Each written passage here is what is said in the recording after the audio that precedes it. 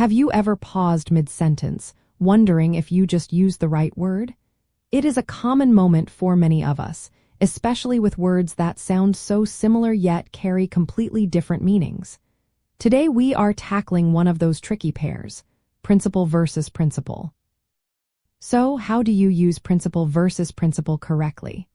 The straightforward answer is that principle usually refers to something or someone of chief importance or a sum of money, while principle consistently refers to a fundamental rule, truth, or belief. The key to understanding their difference lies in their definitions and, often, their grammatical roles.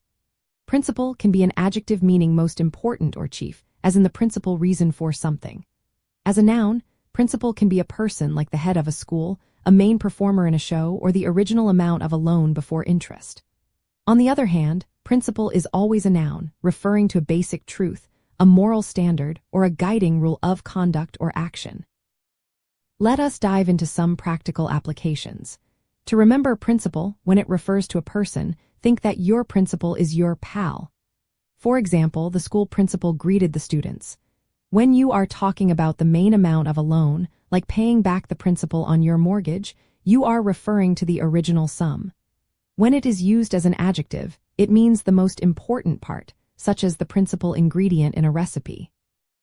For principle, remember that it ends with le, just like the word rule. So you would say, she lives by her moral principles, or the scientific principle explains this phenomenon. A helpful insider tip is to consider the context. If you are discussing ethics, a law, or a fundamental theory, you will almost certainly use principle.